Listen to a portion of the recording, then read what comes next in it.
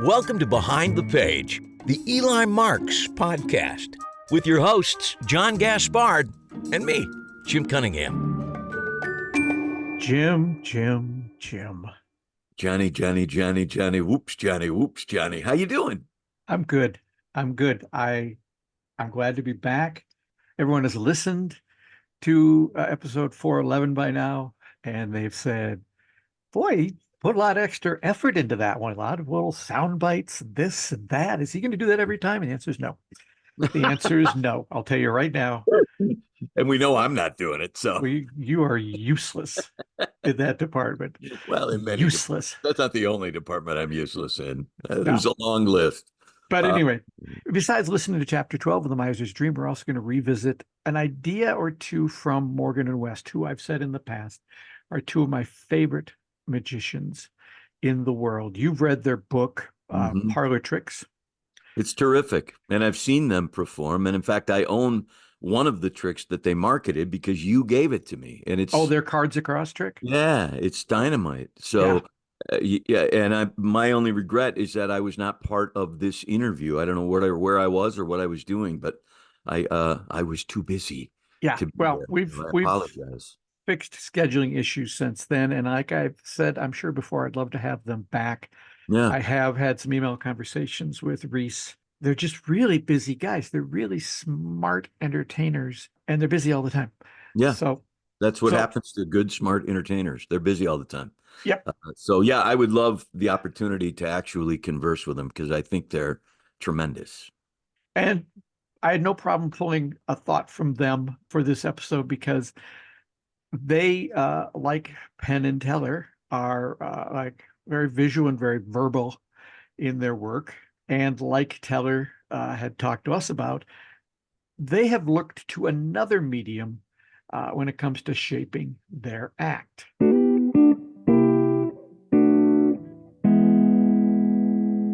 We've often said actually before that there's a quote from Teller that's where he says that he believes he's a successful magician because he thinks like a movie editor, and we like to consider that we think we're successful magicians because we think like scientists. Yep, I think that's true. So, in your mind, what makes for a good mentalism routine? I think the most important thing is a connection with the audience, and that doesn't just go for mentalism; it goes for magic as well. And the problem I think often you get with mentalism routines is that it's even more of a superpower than magic is. Magic is quite the superpower because you're doing something impossible, whereas mentalism is even more so because there is no possible physical cause of it. You can't, I wave this magic wand, or I snap my fingers, or I sprinkle this fairy dust. It's always I have this incredible power, and often skill. These days it's often presented as skill, and that can be quite alienating for an audience. And so you have to really work very hard to make it relatable. In point as well, that the mistake a lot of magicians make is that thinking that connection with the audience means connection with the person whose mind you're reading. Precisely. Whereas we mean connection with the entire audience who are watching, not just with the person who you've pretended to hypnotize and are now telling them the name of the first person they kissed. Because mentalism is so small, it's even smaller than a coin vanish, because it's infinitesimally small, it's in someone's mind. And you have to work very, very hard to include everyone in what's going on, be that by showing your process, be it real or fake process, whatever that process is, or by when you're asking someone on stage with you, your volunteer to think of something, giving the opportunity of everyone to also have a connection to the thing. So rather than saying, I'd like you to think of the first person that you kissed, like Rob was just sort of said, because that's a very personal thing. And it doesn't immediately cause everyone else to think about the first person that they've kissed for a whole plethora of reasons.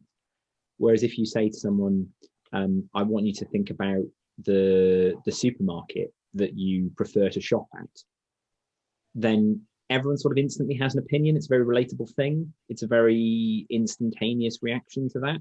It just makes it more connected, I think, if you're a bit more careful about what you choose as your subject. It's just more interesting for an audience as well, in that if you reveal a name or a number, or let's say the number of someone's bank card or something, or the serial number of a dollar bill, no one cares what the answer is. I mean, they care if you get it right or not, but also they kind of know you're going to get it right. But no one cares what the answer is. Whereas if you can do a piece of mentalism where the information you're revealing if it is a piece of money laundering, it is personal to person, but also the rest of the audience care about it. So we talk in the book Politics that we wrote about, I think, musical artists, and saying like what your favorite musical recording artist is. Not only do people know who the Beatles are or know who the Stones are in terms of like, oh, saying that, but that answer says something about you as a person when giving it. So it makes the audience member part of the sort of the story of the trick, where you get someone up and you want to think of where they shop, or what they would order in a cocktail bar, or what music they listen to. Those things are the kind of things that people kind of would use as getting to know you questions with someone. You know, that sounded like if you met a stranger and went, okay, what's your favorite movie trilogy of all time? And what was the last book you read? And so like, those are things that say something about you. Whereas just saying, think of the name of someone close to you. No one in the audience cares whether that name is Sarah or John or it's too personal. Whatever. It's too personal. It's too close.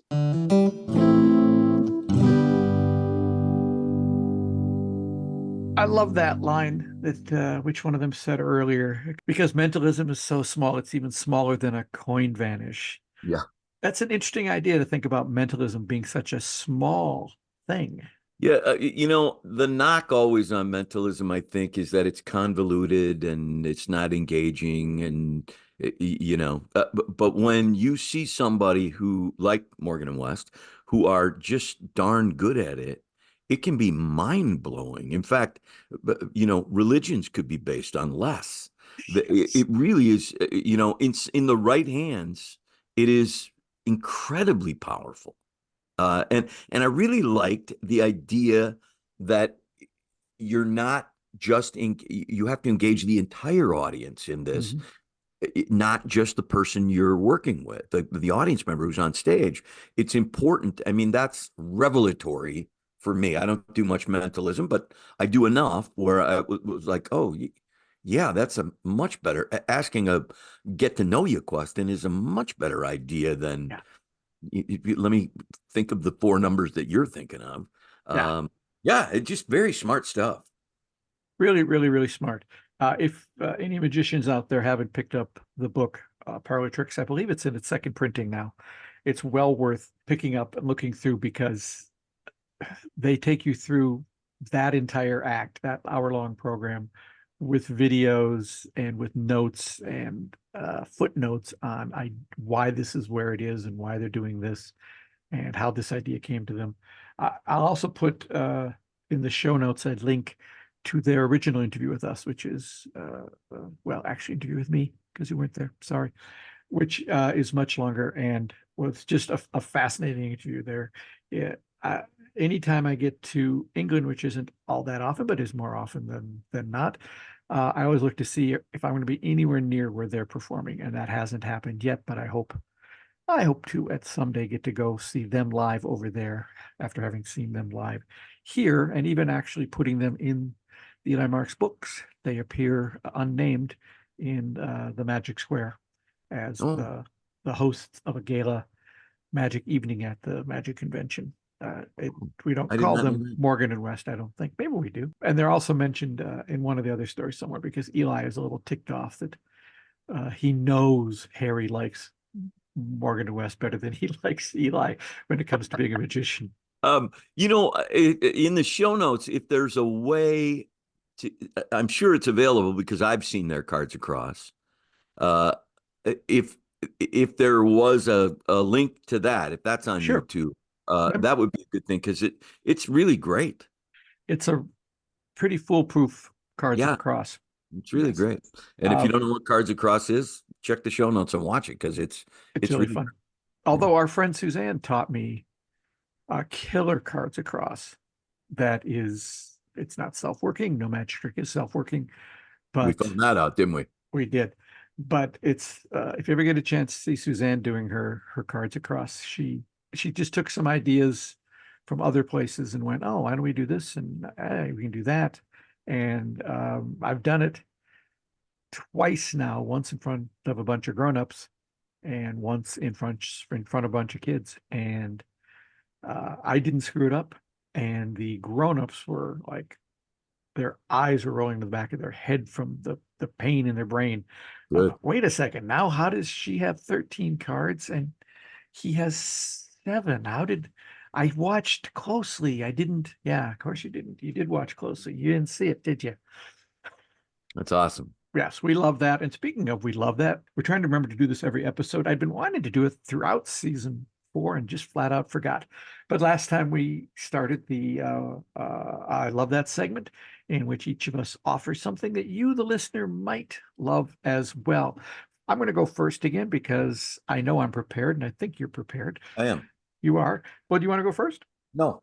Okay, mine is because our guests this episode are from Great Britain, is a podcast that you can find. You can either get it as a podcast, or you can go, the BBC has its own app that you can put on your phone, in which you can listen to a million things from the BBC. But one of them is a program called Desert Island Discs.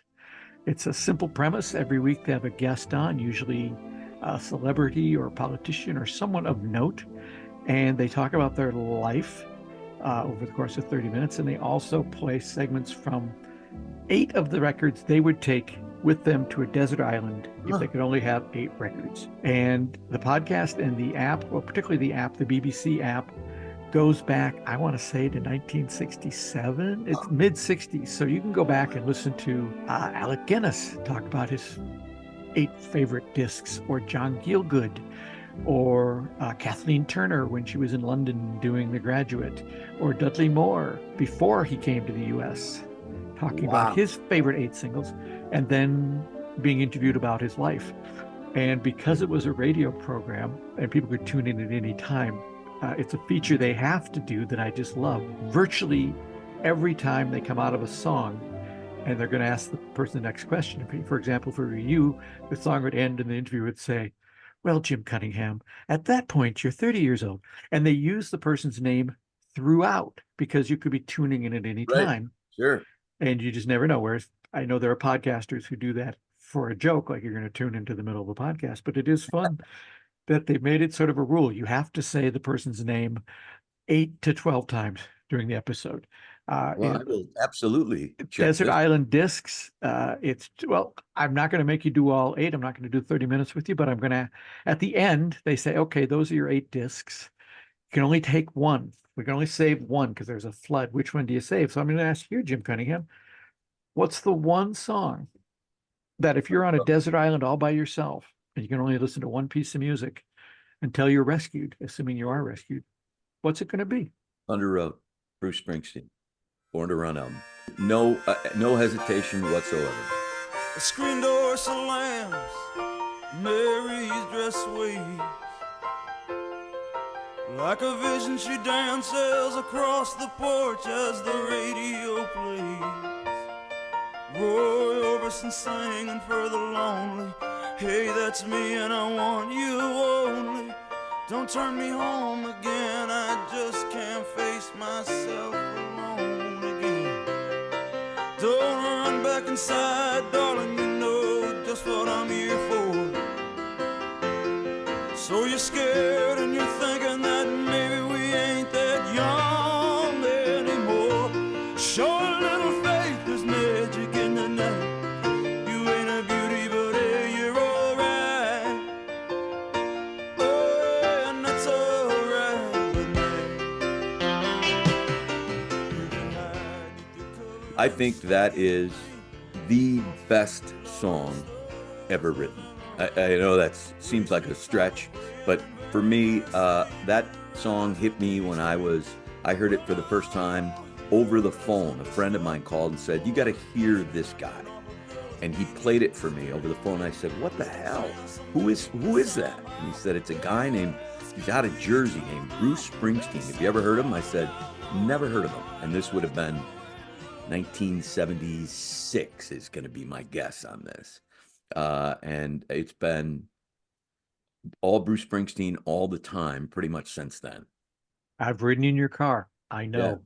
Yeah. I know. And if I had access to a time machine and could do more than one thing with it, if I could do only one thing, I'm not going to do this, but I would go back in time to when I was either near ending high school or early college, and I was given 2 tickets by a friend of mine, Mike Cohen, who couldn't go. You're He had killing tickets for a guy named Bruce Springsteen at the Guthrie Theater. killing me now. And didn't really care for it. Didn't really like, would you please enunciate? What? I can't even stop. Yeah. Anyway, I would go back in time because I didn't know you at the time, and I would find you. I'd knock on the door and I'd say, "You don't know me, But here are 2 tickets. I'm John from the future. Nice to meet you. I'd And like here are to meet 2 you. tickets for you to go to the Guthrie and see." boy, that'd be great. If you ever can get that done, we'll talk about that on the next podcast in case it's happened by then. If you've solved time travel between this episode and the next. Well, there's going to be less editing on this one than the last one. So, fingers crossed. So that's Desert Island Discs is mine. Highly recommended. I'll put a link if I can in the show notes, how you can track that down. Jim, what's your... wait. No, because now I get to ask you, what would be if a flood happened and what would it be? Boy, that's I know. It's going to be one of 2 things. No, it's got to be one. Then it's going to be Hurricane Smith singing, "Oh, babe, what would you say?"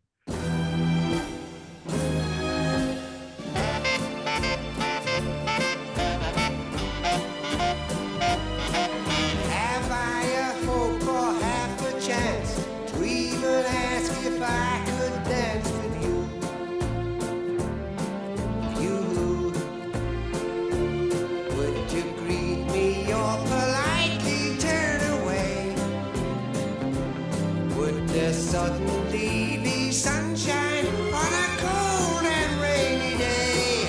Oh, babe, what would you say? That's a great song. It's not as great as Thunder Road, but then no song is. So I don't think this is the time to debate that. What's for this episode? I love that. What's happening over your side of the pond? Well, I know that you are not a war guy. I'm not a war guy. Yeah, and I kind of, with the state of the world, you hate to admit, but I went to a military high school. My father was a sailor in the Navy in World War II, and so I do have. In fact, I just booked with 5 of my high school buddies. We are going to go to Normandy together and take a bus tour that takes you along the route of Easy Company, the airborne parachutists who landed the night of D-Day. And you follow them all the way up the trail through Belgium, and eventually you end up in Hitler's Eagle's Nest, and you fly home out of Frankfurt. And so we're doing that a year from May. And so I had just rewatched Band of Brothers, which, I got to believe most people have seen that by now, but it's tremendous. But the new sort of updated version is a show called Masters of the Air, and it's on Apple TV, and it follows the bomber pilots essentially through their tour of duty. You are in charge of 35 planes and 350 air crewmen. Don't you die on me before I get over there. Something big is brewing. The 8th will be sending up the largest air armada ever assembled in the history of mankind. Straight into Hitler's territory. We need complete and total air superiority. That's the mission. What's the move? We lead our boys through it. All that we do, day in, day out, does something to a guy, doesn't it? We're here to fight the monsters. The things these people are capable of. And they got it coming. Trust me. Lord, guard and guide the men who fly through the great spaces of the sky. Are we Tuskegee men or what? Sir, yes, sir! Be with them traversing the air in darkening storms or sunshine fair. I think we may be done. We are gonna sit here and take it. We're gonna stick with our mission as long as we can fly. We won't go without a fight. And it nothing like Hogan's Heroes, I'll tell you that. When these guys end up in a POW camp, there was no fun and games, no Colonel Klink, no I know nothing, Sergeant Schultz. But it's really Very good. Steven Spielberg, Tom Hanks again, combining forces to pull this off. And it got, did you see the Elvis movie, I never did John? see Elvis. I did not see the Elvis movie. That'll be a different. I love that because I'm not an Elvis aficionado by any stretch of the imagination, but the movie's very good, and the kid Austin Butler is dynamite, and he is one of the two leads in this Masters of the Air. So, if you've seen the Elvis movie, you're seeing Elvis as a bomber pilot. You can't quite get by that, but he's great, and it's wonderful. So there's I love that. Masters of the Air on Apple TV. So Masters of the Air for you and Desert Island Discs for me. Yeah. So that's stuff for you to listen to or watch, or if you're interested in listening to an audiobook, stick around because right now we're going to do chapter 12 of The Miser's Dream. You got to catch us up, though. You got to catch us up. I will catch us up. All right. I will catch us up. Chapter 11. What the heck Chapter 11 was simply meeting Randall Glendower in his comic book store and his online presence in the basement of his store and everything he has set up there, and meeting his monkey. So Randall is another one of the suspects who may have killed the projectionist in order to get his own copy of the long lost Lon Chaney film, London After Midnight. That's what happened in chapter 11, which takes us right into chapter 12.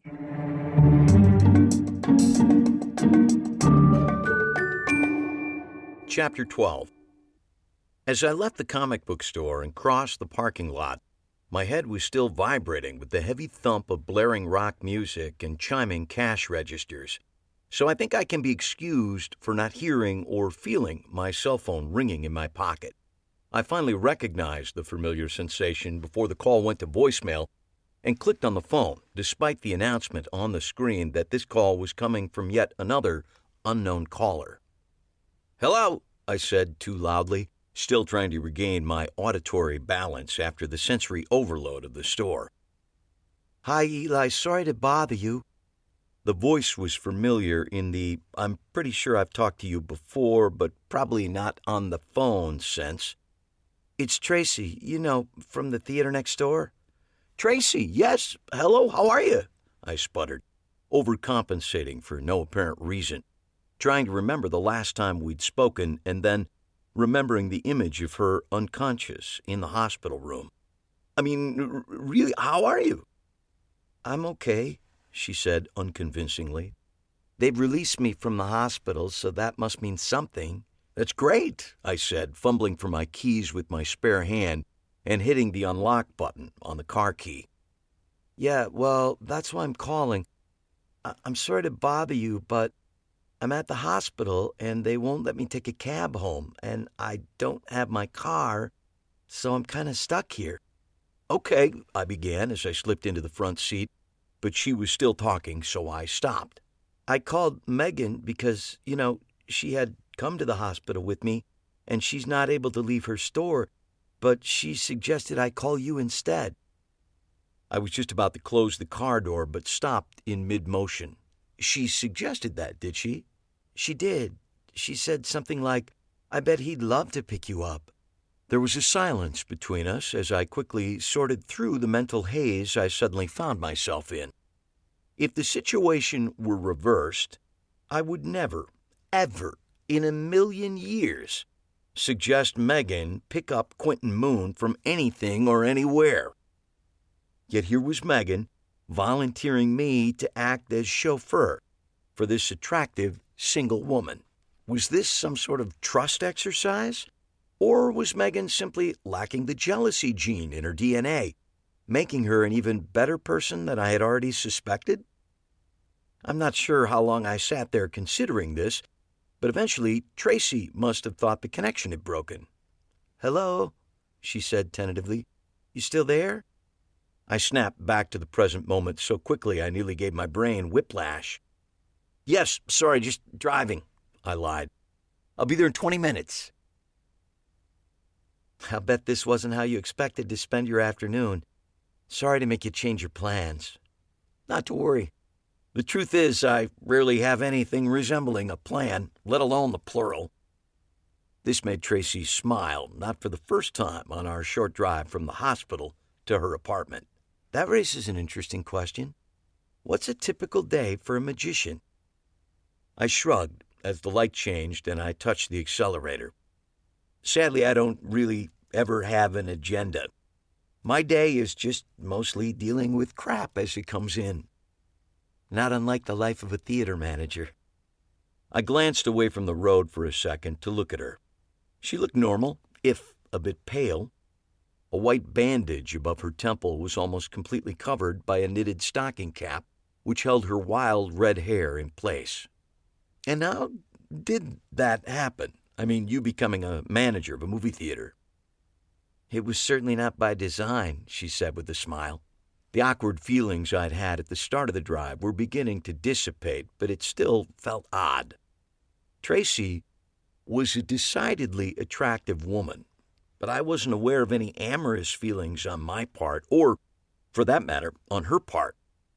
I was starting to believe Megan's innate trust in me was completely justified. You were an athlete, playing ball in Japan, I began, hoping this would help coax the story out of her. And now you manage a movie theater. Connect the dots for me. It's not a typical path, is it? She said, with another wide smile. If nothing else, the brief drive with me had gone a long way to perk up her mood. The short version is my eligibility ran out at school at the same time I got an offer to play with a women's league overseas. I figured, what the hell, and before I knew it, I was suited up and playing in front of cheering throngs of Japanese fans. And how does that connect to Minnesota, the land of 10,000 lakes? I asked, gesturing around with one hand to indicate her present location. Nothing very inspired, I admit. My contract ran out, and I had to go somewhere, she said, also gesturing with one hand to indicate our present location. I'd heard great things about the state. I'm a big Prince fan, so I figured, what the hell? She looked out the window at the snow-covered landscape around us. Of course, it was early summer when I got here, and believe me, it looked a whole lot better in June than it does now. Yes, Minnesota is a fickle mistress. She lures you in with 3 wonderful days of summer and then whacks you upside your head the rest of the year. You're funny, she said with a smile.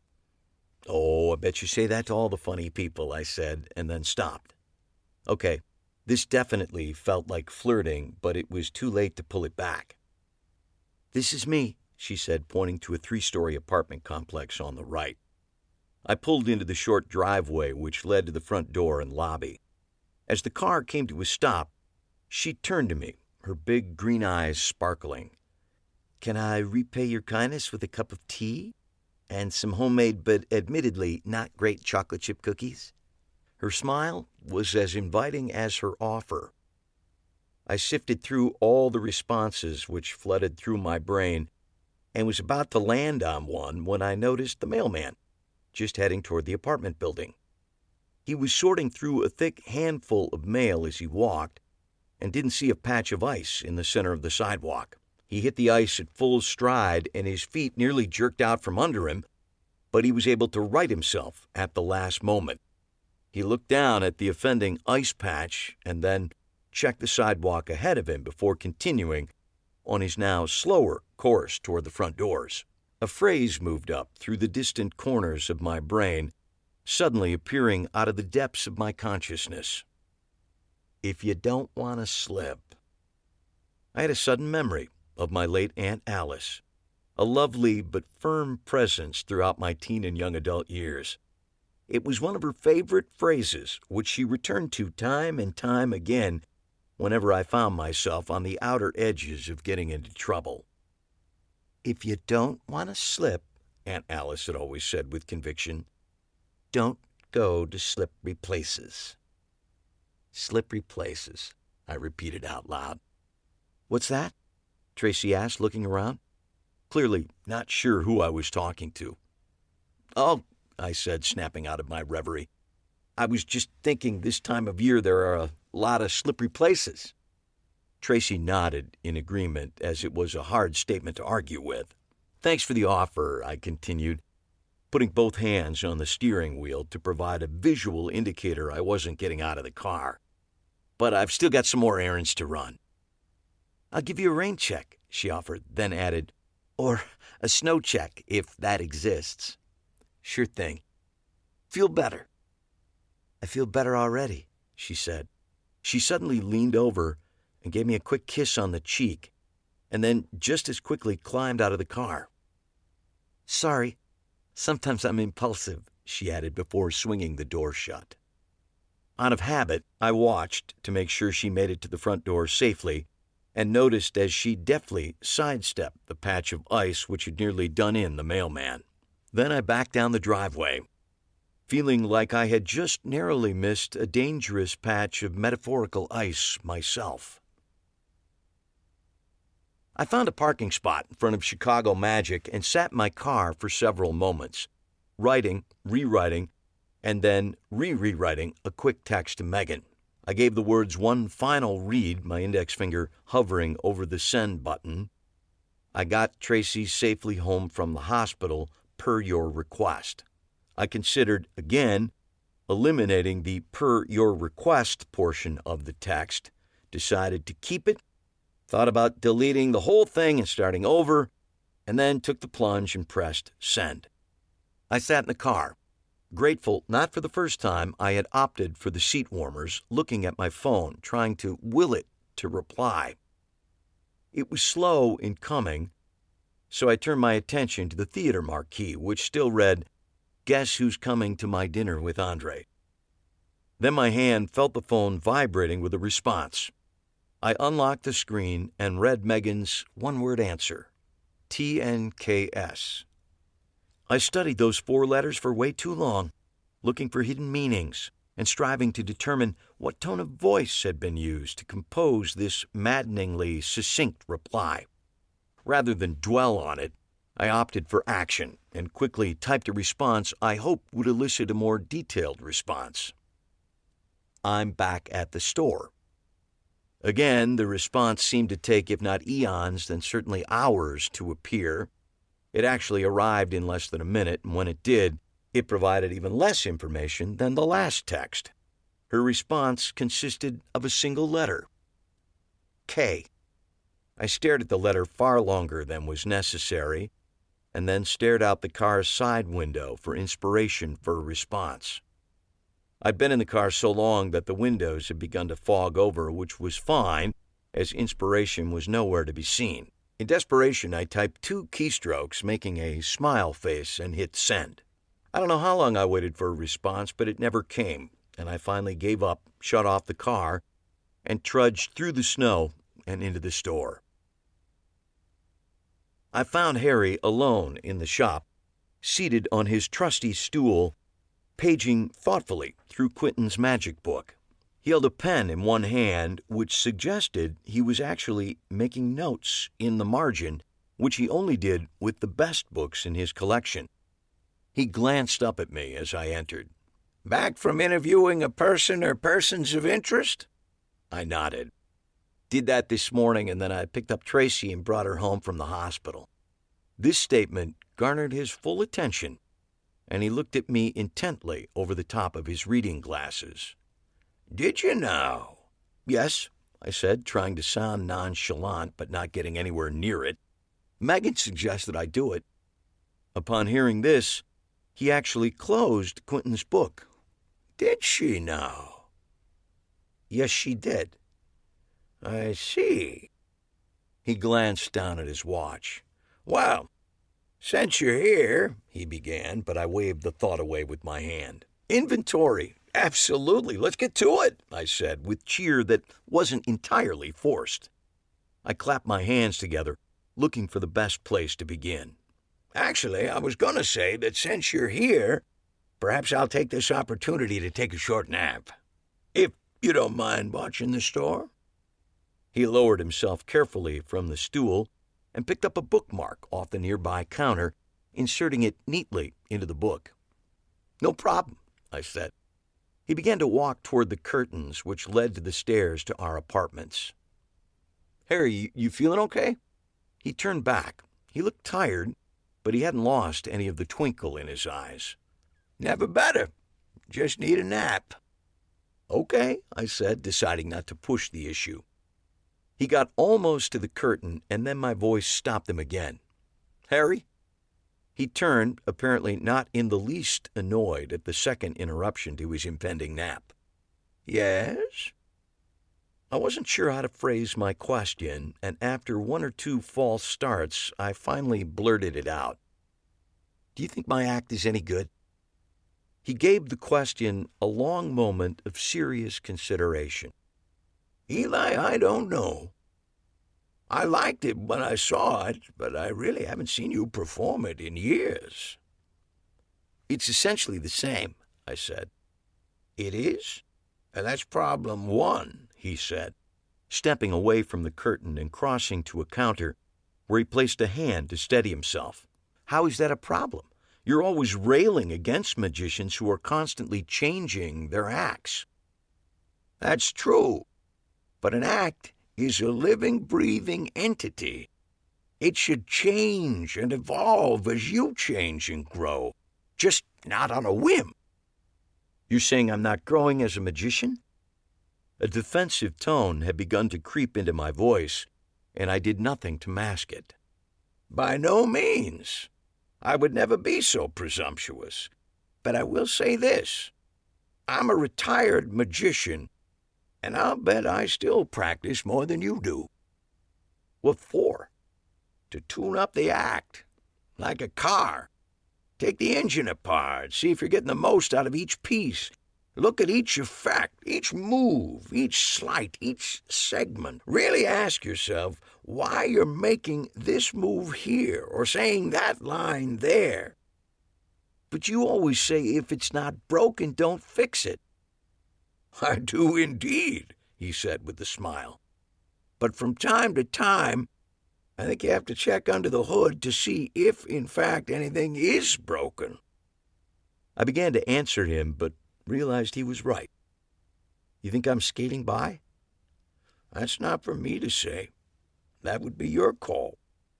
Now that you've asked, I would have to say if your act hasn't changed in years and you spend virtually no time practicing, yes, you are skating by, and skating on thin ice. I narrowed my eyes, not entirely certain what was meant by this last remark. How do you mean? You know what Ed Macaulay said. I shook my head. Who's Ed Macaulay? A basketball player of some repute. Harry, since when do I know anything about basketball? You should be having this conversation with Tracy over at the theater. I'm not sure what that means, Harry said with an arched eyebrow. But Mr. Macaulay said, and I'm paraphrasing here, any time you are not practicing, remember, someone somewhere is practicing, and when you meet him, he will win. I felt my jaw clenching up. So you're saying Quentin Moon is beating me? He seemed surprised by my mention of Quentin. I'm saying nothing of the kind. What I'm saying is, a good magician is like a swan gliding across a lake. All you see is grace and beauty, but his feet are working like mad under the surface. With the best swans, no one ever sees the effort, but the swan would never look graceful without it. My act is like an awkward swan? I haven't a clue. I haven't seen your act in years.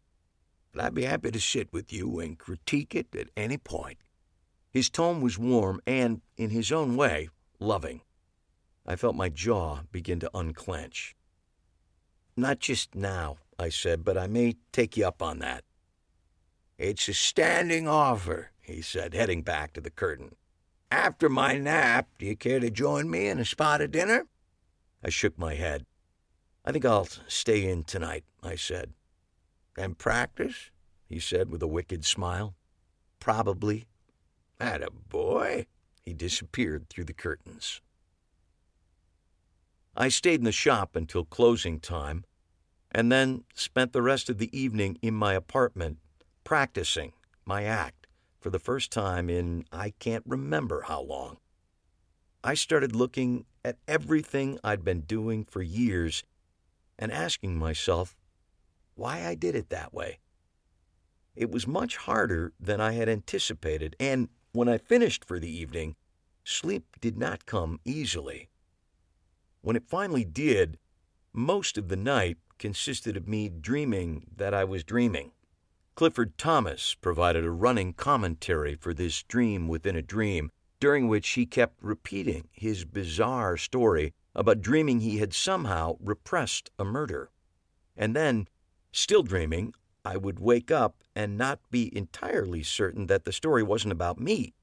Then I would fall back into the dream within the dream, and it would all repeat. When I finally woke up for real, I felt more tired than when I had gone to bed. I lay there for a long time, unrested and unnerved, then finally convinced myself the day ahead couldn't be any weirder than my night had been. True to form, the universe took that challenge and met it head on.